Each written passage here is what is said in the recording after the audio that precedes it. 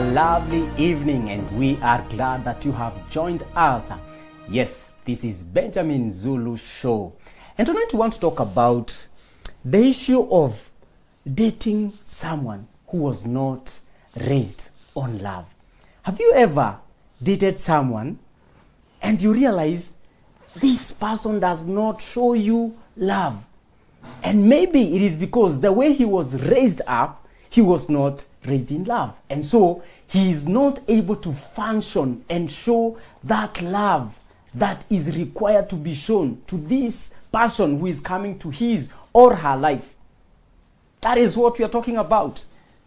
When you meet such a person, what do you do? Life coach is ready for us. Karibu sana. Asante. And you know, we all desire love. Emotionally or socially, the way we have seen love being displayed. We are meant to think it is the best thing. But how many people are describing the pre-qualifications? How many people are describing the psychological makeup you need to function in it? The other good things we are praised in society is happiness. So in some countries, they say they're pursuing their happiness, right to happiness. Other things we are praising is money, financial freedom, wealth, rich. That one we are told it has conditions. Work hard, learn how to relate with money. That one is usually explained. But this one of love is made to sound as if it's chance, or it's destiny, or it's some force. Something we are trying. You know, you just fell in love. It's Here. Let me tell you something. Being emotionally attracted to a person should not be called love. It's more of a liking or a crush or infatuation. The emotional attraction can be anything. Although when you love somebody, you're emotionally attracted. But the emotional attraction itself is not always love. Are we together? Yeah. That's what most people think is love. So they start investing the moment they're attracted to Willie. They start expecting, putting expectations there and time there and hopes there and dreams there because they're emotionally attracted to Willie. Yeah. And if Willie happens to be attracted back to them, now they think the equation is complete. In any case, we are discouraged from judging people by their past. Yeah. We dare not look behind Willie to see what was there. Where he's coming from. Everybody has a past. Everybody, don't judge. Yes. Even you have your past. You know, we are told to think if we are soft and understanding, others will also be soft and understanding. You know? So we are fed on this superficial evaluation. Let me contrast again with things we do daily in the opposite direction. When you are buying houses, how far back do you dig when you're even buying a plot? But why are you judging the thing according to its past? I see you. Because you're investing money and you want to make sure you're safe. Your money is safe. When you're buying houses, you check keenly for small cracks. You check keenly for when it's signed. Why are you being so judgmental with this house? That time we don't use that language. Yeah. Because we conveniently substitute it with prudence, due diligence, examining. Yeah. Don't condemn, don't be judge, don't judge. We are not judging. We have perfected the art of pretense and self-deception. When it comes to the issues of love. Yes. And we have developed a language that smoke screen. That shrouds truth. Age is just a number. This house is 50 years old and you are selling it. No, age is just a number.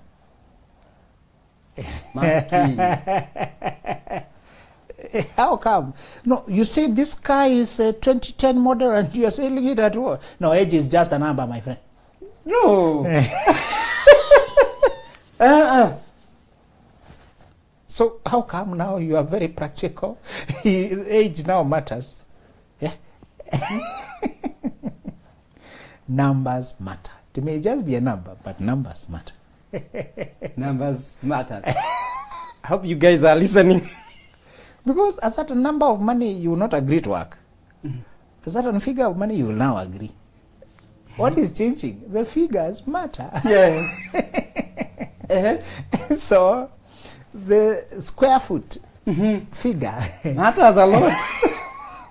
the mileage on the car, Yes, matters a lot. it's only a number, but numbers matter. They matter. So, and in any case, they will summarize your life by also quoting a number. This guy was 80 years old. It's only a number, but he has exhausted his number. So he's gone. When a child is born, do we say numbers don't matter, so we don't count? We count. We write 1 year, we are precisely. Hey, you, set to you- celebrate. Today you are a year older, so one number has changed, celebrate. No, numbers don't matter. I'm not celebrating numbers. Actually, if they don't matter, why don't you take your kid to school when he's 1 year old?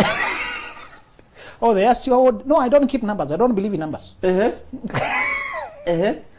We are only using some quotes to fool ourselves, to avoid the reality. You know, truth is complex. So we are looking for oversimplifications. Yeah. To shoot straight. No, it doesn't matter. If that car is 1950 but it's moving on the road, no problem. The government will not even allow you to import it Yes. when it's part such as a number. Yeah. And you'll be paying differently according to the number of the allowed years. This is to say, one of the things we have not been told enough is to check people's background, even when they seem okay now.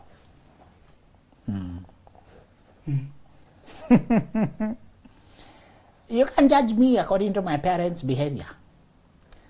I'm not judging you according to parents' behavior. I'm checking what being there did to you and what it means to who you are now. Are we together? This car was in an accident, but it was not the driver's fault. It is another person who knocked them. So don't judge them because of that accident. They did not cause it. Would you say that? You say, no, they were knocked by somebody else, but the damage still happened. Yes. You were knocked by somebody else when you were innocent, but the damage still happened. Yeah. So we are checking how much damage we have to deal with here. The fact that you're innocent notwithstanding. So there are some of us, we are inheriting troubles because we didn't look at the background. So the 3 rules about people's past that you're going to check. There are elements of people's past that don't matter and you should not factor them too much. But there are some that should matter and should be a deal breaker. Although it's not their fault. That is the part that is difficult. It's not their fault, but because of it, you can turn them down. Yeah. Life has no balance. The one rule is, were they raised on love? And have they then learned love? Now that we are entering an enterprise of love, what is your relationship with love growing up? Were you brought in love, or you are brought up in survival? Those who were not brought up in love had to survive. God made it for parents to be raised up in parental love. But some parents don't have the parental love to give. Some people give you birth, but they don't give you life. They don't give you love. Not everybody who gives birth can give life, can give love. Expound more. Some people just drop you on earth, And that's it. they're emotionally hands off. You're left to figure out in the thicket. They may send money, sometimes they may pay fees, but you're still lonely and lost. The little that grandma can give you, or some grandparents can give, or teacher or some place. When I go to secondary schools and kids are dating when they are 14, 15, many of them, because they were never given love, they are tasting it from strangers and it's being sold at the cost of their souls. Many are having to outsource love and to sell their souls for it. They smell something they always needed and they don't know the name of it and they just want it. We were wired for love and approval and validation and attention. But some people who gave birth to us did not stay there to feed us with love, to irrigate us. So any kind of irrigation we are given, whether it is poisoned or not, we are unable to resist it. That's why children date too soon, give their bodies too soon, because they're being given the validation they always craved for and they did not know the name of it, and somebody is giving it to them in exchange for their bodies, their lives, their stability, their future. The cycle is perpetuated. Well, they're also buying crumbs of love. They end up giving birth to another person in the same manner. And the cycle is repeated. Today we are describing poverty of love. Some people suffered so deprivation, such degree of emotional deprivation, being left to wonder, who am I? Where am I? Whose am I? Why am I? Where am I going? Who? What? Who? Why am I here? If you are not talked to, told, you're my son, you're a bright boy, you're handsome, you're capable, kick that ball, kick it again, do it, oh, that's my boy. There's a very big difference between a boy who is hearing that versus one who is watching TV telling, hey, pombe juu, inua hapa, inua. There's a very big difference between a daughter who is hearing the dad say, hey, beautiful girl, you're back from school. Yeah, come here, hug daddy. I love you. I missed our school. Oh, my queen is upset. What happened? Who took? Oh, we shall ken them, don't worry. To comfort you when you're sad. To validate when you've performed. To correct you when you're missing the way. To show you how to steer the car. To show you how to kick the ball. If a child is brought that way for 20 years, and another one was lost in the jungle of life for the similar period of 20 years. Do you think, although both are 20, they are the same place in life? No. What if they are both 30? No. Do you now see it? I see. So this one person has been raised. They are being raised. The other one just grew like a weed. Yes. Even without adding another one, this one was raised. This one just grew. Yes. You just found yourself, I'm here. Some people are wild crops when they were meant to be a royal vine. Sad. The same vine growing in the wrong place is a weed. In another show, we said sometimes the difference between a crop and a weed. Yeah. So where you're growing.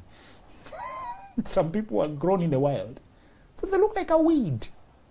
And that's what cultivated in a garden. So they look royal. Same species, different label. Does that suggest something about children we have called crooks? Just a wild crop. Yeah. A crop growing in the wild, not cultivated. Some children we have called rebels, drug addicts, loose. With all sympathy, I've met boys who I know they are looking for love. Even when they're in the gang. One guy interviewed 72 lesbian students. They said they were just looking for belonging. Many of them were not even in the sexual activities. They felt accepted. We don't want to admit it, but the homosexual crisis is coming from identity, lack of identity. We don't give children belonging, we don't give them love, we don't give them life, just give them birth. We write their date of birth. Them. And you go to hustle, to earn a living, when you're depriving the child of life. You give birth, move with your child to wherever you're going. Give them life. Keep your child in your life. They only have one childhood. You have many cycles to look for jobs. Yeah. Well, this one. It's one route. Once they are done with that year, they are done. Whatever went into them, went into them. So you shall check whether this person heard validation or they heard silence. Silence is audible, by the way. If you talk to me, good morning, brother, and you hear nothing, that's a very loud silence. Yeah. When that child called, Mommy, they had silence. Daddy, they had silence.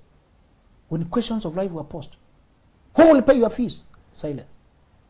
Who is there to protect you? Silence. Who can I talk to? Silence. Who will understand me? Silence. Children who had responses. Here I am, my daughter.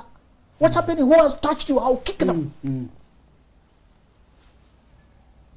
That one learned safety, to trust, to be vulnerable, to believe, to venture, to show up. This other one learned caution, safety, to get by, to survive, to not get in the way, to not trouble, not demand, not ask, to be happy if you get by, to... One girl told me her philosophy of life, and I cried while laughing. Have you ever had a mixture of something that is funny and sad? And I wish this was a joke. It would have been very funny. But now, it is your philosophy of life, which makes it very sad. Yeah. Because she was saying, besides your family, nobody can love you for free. Out here, you have to earn your love. That's her philosophy. Yes. And if a man loves you, you have to give her what is between your legs.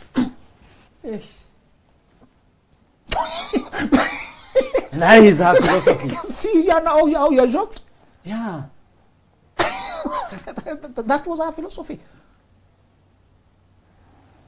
And when she mentioned the profession of our parents, I understood. Because some professions are very tempting. They draw you away from what matters. Some professions. Military and ministry. Those two. Even ministry.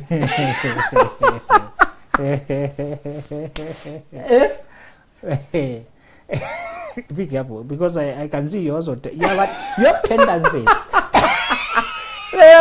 You look like a suspect for one of those careers. I've observed a disturbing trend with the mighty men in the land in form of ministry and high ranking they are made, and the mighty men in the land in form of ministry.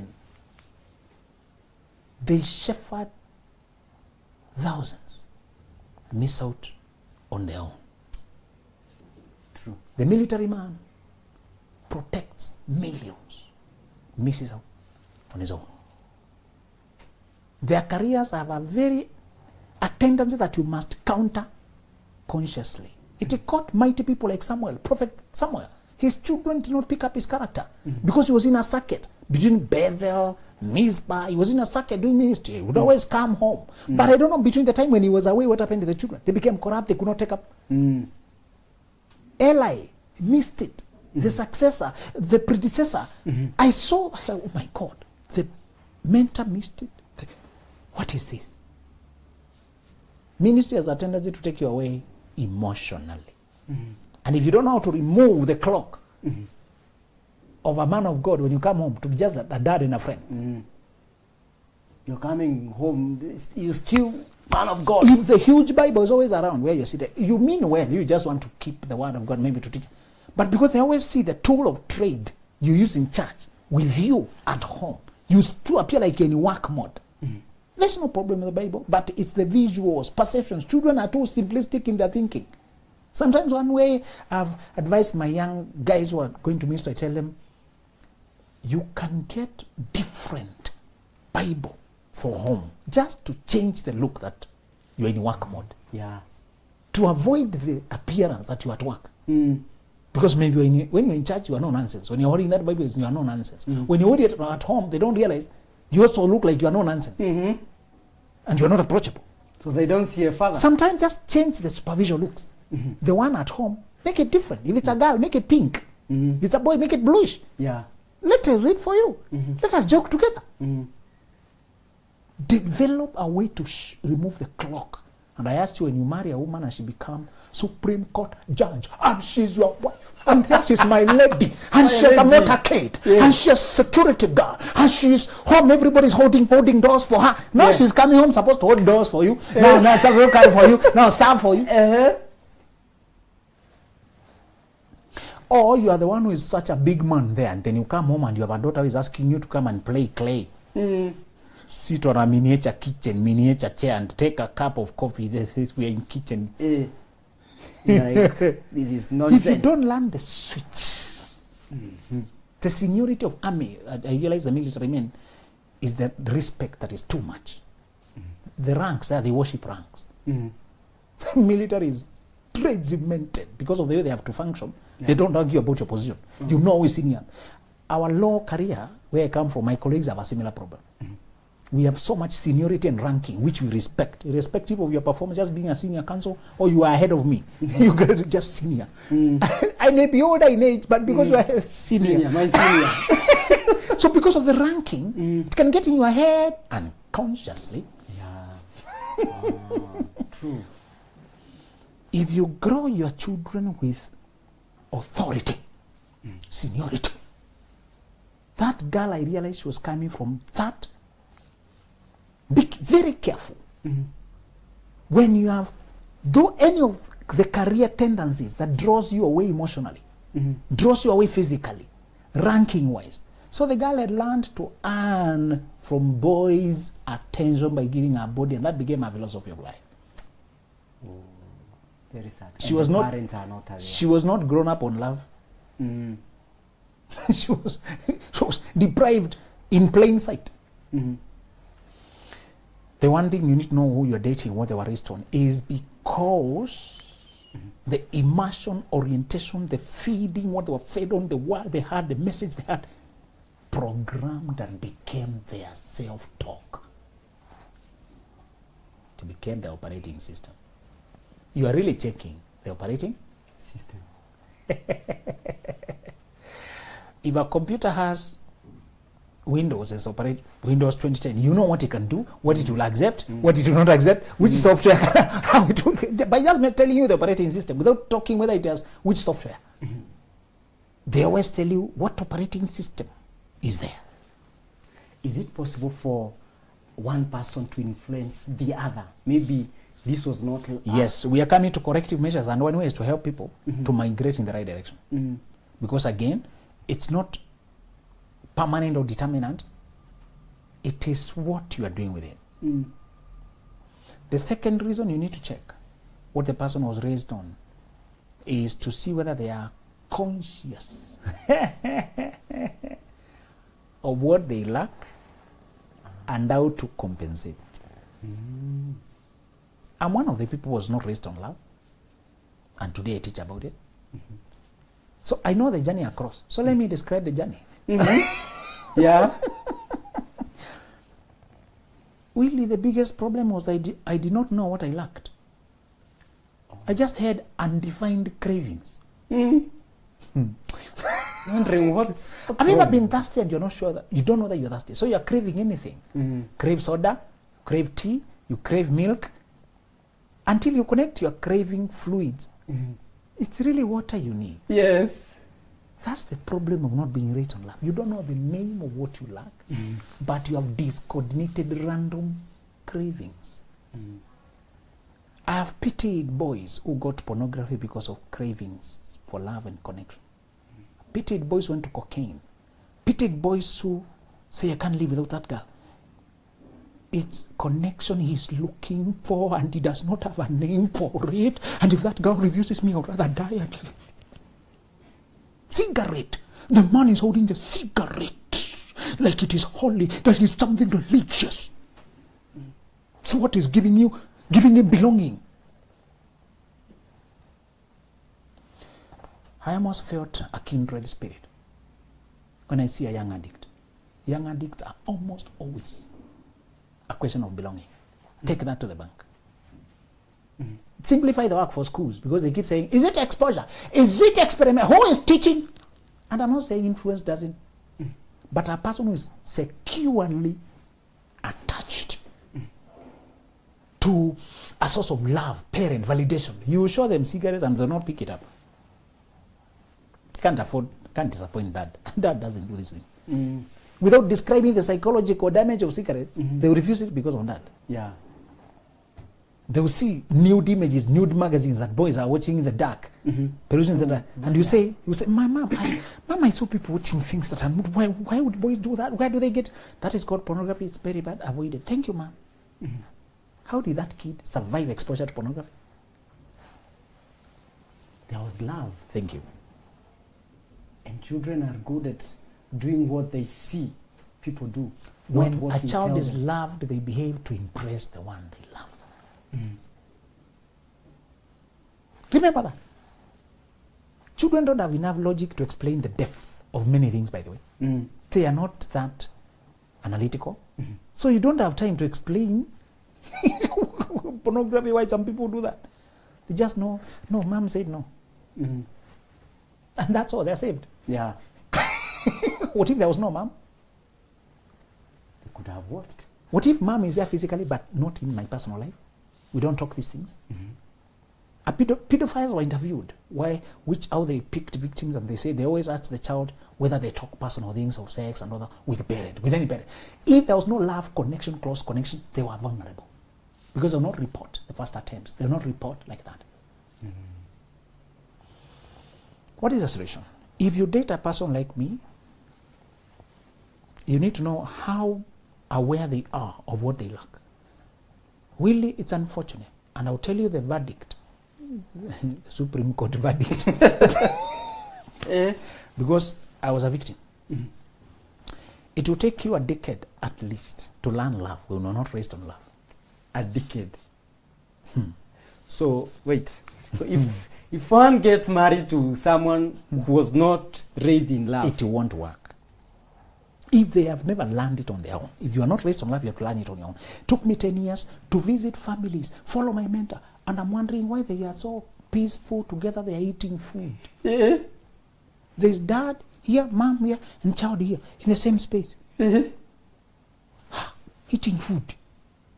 Dad can bring food to the child. Oh my God. Why did he send dad? He will be kicked, and nobody is kicked. yes, To learn no mercy, because where there was no love, there was no mercy. To take you minimum 8 years of concentrated learning. Remember, those who are raised on love had 20 years at least before they left home of exposure. Let me tell it to you. If the person was raised on chaos, survival, have they spent 10 years teaching themselves? By the time I met my girl, I had learned now how to live with women peacefully, how to be challenged, and I don't feel attacked. Defensiveness, excessive egotism comes from when you knew there was no love. It was all about survival and the savage. To be vulnerable and relax and be told you did it wrong and you take it and correct it, you must learn. It's not automatic when you did not grow enough. Don't marry people who grew up in chaos if they have not taken the time to learn through mentorship, reading, studying, self-therapy. If they have not done the paradigm shift of their mind, you are attempting the impossible. Let me ask you, do they ever recruit a lawyer who has never gone to law school? no. Why are you marrying a lover who has never gone to law school? Please, tell me. There's a curriculum required to function in love. You either were born in a school where you are taught it for 20 years, what God ordained, or you were born in the forest, in prison, in jungle. And the moment you got away, you enrolled yourself in an adult school, Ngumbaru, of love. And some of us, that's the only option we had, and we had no shame. I don't need to tell you that, unfortunately, even after you have finished the graduate school, adult school, you still need to be taught other rudimentaries. Those who were brought up under love learned naturally, which you didn't. A child who saw family functioning, there are many nuances they have which you don't. For having come in late, I used to call myself late bloomer. The crops that bloom late. And so I had to do accelerated learning. You know that you have to learn 2 years work in 1 year. Yeah. To this day, I have that intensity of wanting to soak up information. One thing I begged God, because I saw it happen to people. Time ran out before they finished their work, and that is the worst disaster, especially when you know when you are to go. Joshua died sadly telling them, guys, I hope you remain on the path you are on. I have to leave. But we have not finished the work. And I don't want to finish my journey like that. If you don't learn love quickly, God has given you the grace, but the intensity. Why would he say, if you read Proverbs, he keep repeating, sell everything and buy understanding, acquire wisdom. He tells you to be intense, to throw yourself fully, choose one side. As for me and my house, one of my favorite Psalms is 119. I usually sometimes just play it to get the spirit of urgency, to understand what God wants me to do, because I might have to, unfortunately, I've seen mothers do it on their deathbed. I've seen fathers do it on their deathbed. T.D. Jakes said, the father told him when he was on deathbed, my son, before I learned what life was all about, it was time to go. I don't want to say that to my son. I've seen one guy saying the mother told him, I was the one to do what you're doing, but I married wrong, I took the wrong route, I wasted my years. God has taught me to teach you to do it. Really, if you do not learn quickly, you will find yourself sadly passing the baton to your children to try and compensate your shortcomings and somehow perform their own duties still. I'm hurrying up. If you see me running, excuse me. I'm coming from behind. I lost 20 years of no orientation and I'm trying to catch up, need to recover, and give my child a good baton. Bring them on love. Validate them. Not pass wounding and chaos. Communicate God to them. Give them a heritage of a destiny. Like Jacob, I want to describe to them Judah. The scepter shall not depart from Judah until Shiloh returns. I want to look at Simeon announced. Let us make sure, those of us who are raised on deprivation, you gobble up information with wanton desire to be remade. If you don't, God will have no option but to wait and see if he can work with your children. Sometimes you give God no option.